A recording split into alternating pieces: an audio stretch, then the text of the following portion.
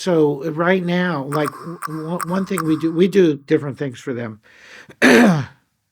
But Putin is blowing up all the generators, all the power stations. So we brought 16 generators to put one in each of our congregations that we look after.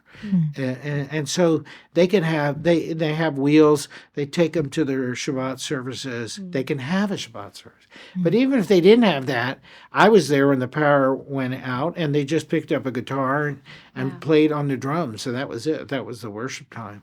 Wow. But so they were shipped from China to Germany to Romania, and then from Western Ukraine all the way across the country, Eastern Ukraine. We didn't lose one of them. None of them were stolen.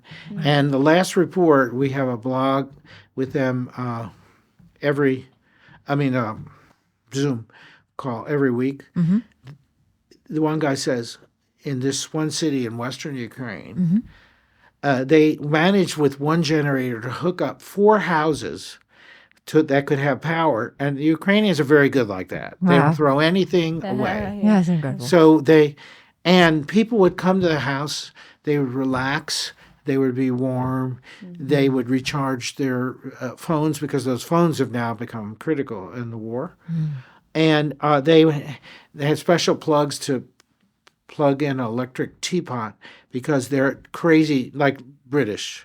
Tea Love is a like tea. it. Yeah, And so they can gather around and have fellowship just with the generator. that's amazing. And it took to get the logistics of doing that was very difficult. Okay. But the Lord was in it, and they all got delivered. Now, a lot of if you're under 60, you can be drafted and go to the front line next day. Front line in eastern Ukraine is not a pleasant place to be. And so we work with very practical things. We give a small stipend to 22 congregations. We have to raise that money. Bethel El doesn't have the money to do this, but we can raise money to deal with these kinds of projects and help the congregations. Very basic needs they have. We have no clue. How hard it If would anybody comes to me and say, I couldn't get my brand of Syria, wasn't on stock, I probably won't be, or peanut butter or salad dressing. When Russians came to the United States first, they went into the supermarkets and began to weep, because they were told that Americans were all in poverty and had nothing. And they came in and there's 42 salad dressings here. Yeah. But I wanted mine light with no, we don't have a clue how easy life is, although it seems difficult. So that's my story. I'm sticking to it. Can I ask you to close us in prayer, and if you would just pray for just all of our fellow brothers and sisters in the Ukraine and in America, and all that. If you don't mind praying, would you mind? Yeah, my grandparents were from Ukraine, actually. Wow, really? And my dad was from the Bronx. And my mom was from Paris. Oh, look at you. Yeah. So I have 3 citizenships. That's amazing. Yeah. So the only thing is, none of them are any good for terrorists. But anyway, like Israel, for instance.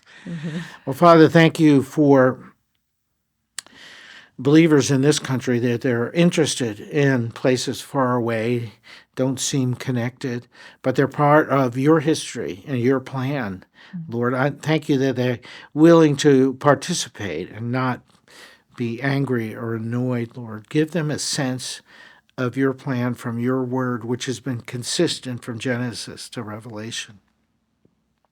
And Lord, for the Israelis and the Ukrainians, Lord, they need some peace. They need a chance to rest. They need to be delivered from evil leaders who are trying to destroy them. Lord, have mercy on Israel. Have mercy on Ukraine, Lord, now. And thank you for their courage and their determination to be free, Lord. That comes from you. So we bless you now, Father, B'Shem Yeshua. Amen. Amen.